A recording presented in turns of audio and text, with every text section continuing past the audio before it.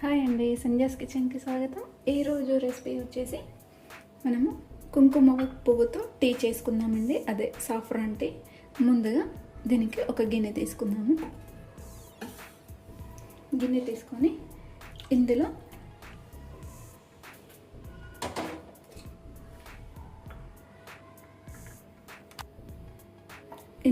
ఒక 2 కప్పుల పాలు తీసుకుందాము.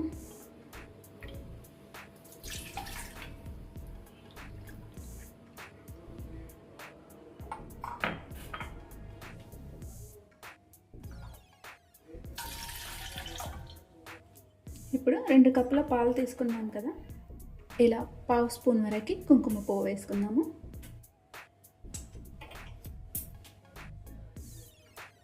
ఇప్పుడు స్టవ్ మీద పెట్టుకున్నాం కదా, ఒక 5 మినిట్స్ పాలను మరిగించుకోవాలి. ఇప్పుడు పాలు మరిగాయి కదా, 5 మినిట్స్ మరిగించుకున్నాము. అలాగే మంచి కలర్ కూడా వచ్చాయి. ఇప్పుడు స్టవ్ ఆఫ్ చేసేసుకుందాము. ఇప్పుడు ఒక వేరే గిన్నె తీసుకొని మనం డికాషన్ తయారు చేసుకోవాలండి. డికాషన్ కోసము 2 కప్పుల నీళ్ళు వేసుకుందాము.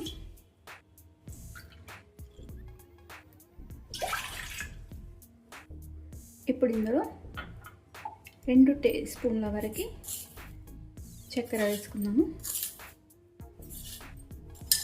అలాగే 2 టీ స్పూన్ల టీ పౌడర్ కూడా వేసుకుందాము.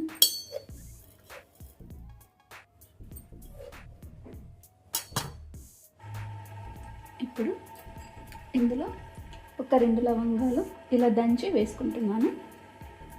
అలాగే ఒక దాల్చిన చెక్క, అలాగే ఒక 2 యాలకులు ఇలా దంచుకొని వేసుకోవాలి.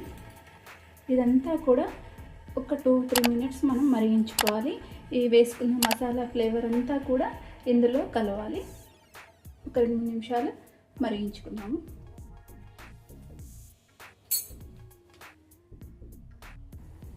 చూడండి, ఇది మనకు మంచిగా డికాషన్ మంచిగా మరిగిపోయిందండి. ఇప్పుడు ముందుగా మనం మరిగించుకున్న పాలని ఇందులో కలిపేసుకుందాము.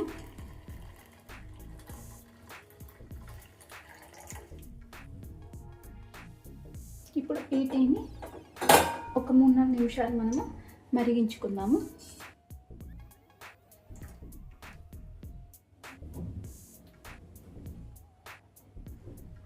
చూడండి, ఒక 3-4 నిమిషాలు మనం మరిగించుకున్నాం కదా టీ. ఇప్పుడు స్టవ్ ఆఫ్ చేసేసుకుందాము. స్టవ్ ఆఫ్ చేసేసుకొని ఈ టీని వడబోసుకోవాలి.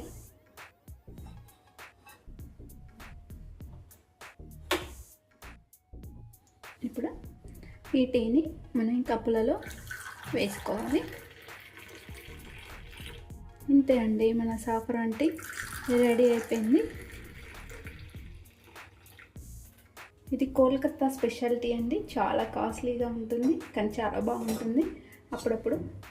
ఒక్కసారైనా అప్పుడప్పుడు తాగుతూ ఉండాలి. చాలా బాగుంటుంది టీ. ఇలా కొంచెం పైనుంచి కుంకుమ పువ్వుని ఇలా వేసేసుకుందాము.